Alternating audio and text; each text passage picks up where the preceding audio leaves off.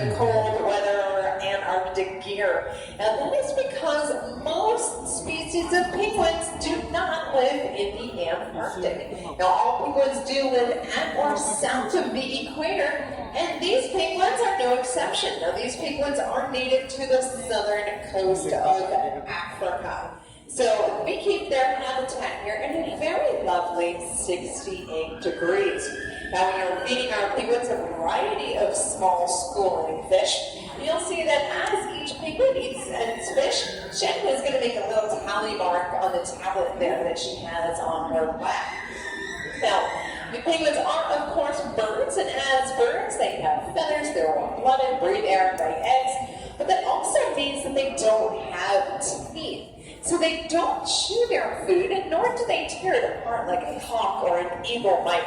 Instead, they usually swallow their fish down whole while they're swimming. Now this means that they have to have a special adaptation to help them do this. So penguins' tongues and the roofs of their mouths are covered in backwards facing bristles, little barbs that help guide and push that wet, slippery fish right down their throat and prevent any slippery fish from escaping.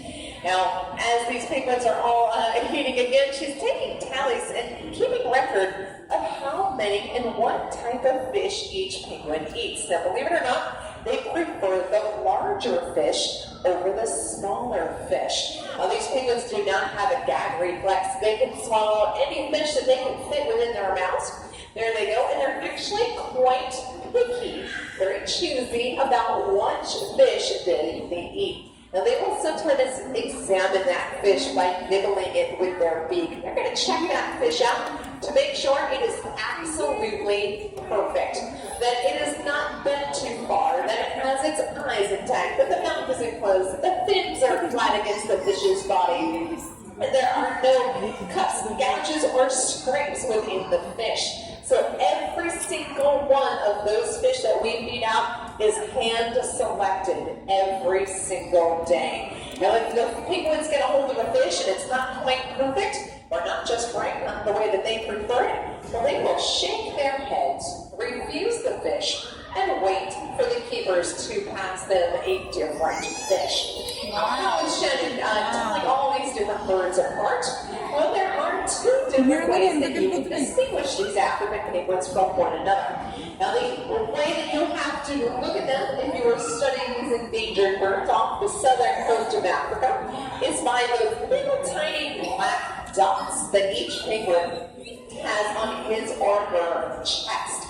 Now, those chest dots are naturally occurring and very similar to human fingerprints that each bird has their own unique pattern that they keep for their entire life. Now, looking at belly dots is not very convenient or easy, so we made it easy and convenient by giving them all name tags. So take a look at each of those wings and you will notice a name tag. All of our female birds, all the girls, all have their name tags on their right wing, and then the males have their name tag on the left. So girls on the right, boys on the left. Now there's really no other way to tell the males apart from the females, and that's why when we get a new chick, we have to do a blood test to determine that sex. Now, you'll also notice that those name tags have some different colors. And the different colors will indicate mated pairs. Now, these African black-footed penguins will often form bonded mated pairs that stay together for a very long time. And both the males and the females will take turns incubating the eggs and feeding the chicks. Now, we are just wrapping up with our molting season. That's where all of these birds will grow in a brand new set of feathers and shed out all of their old worn-out feathers. And that means coming up into fall here, we will begin our nesting season. Now, the little rocky caves that you see here on exhibit, those are very similar to the rocky caves that these penguins would use for their breeding sites off the southern coast of Africa. Now, if they couldn't find any little rocky caves or burrows, they would use their long, strong toenails to dig out and excavate a shallow burrow from sand, mud, and guano. Guano is just another term for penguin poop that's got nice and hard. And that hardened guano provides not only insulation against the harsh African climate, but also a protective barrier from predators. Now, African penguins are an endangered species of penguin. In fact, most species of penguins are endangered. And these birds are endangered mostly due to overfishing, changing ocean currents due to climate change, oil spills, and habitat loss. So one of the important things that we do here at the Greensboro Science Center is we make sure that all of the fish that we choose is all sustainably sourced seafood. Now, how do we know which seafood is sustainably sourced and which is not? Well, we follow the Monterey Bay Seafood Watch Guide.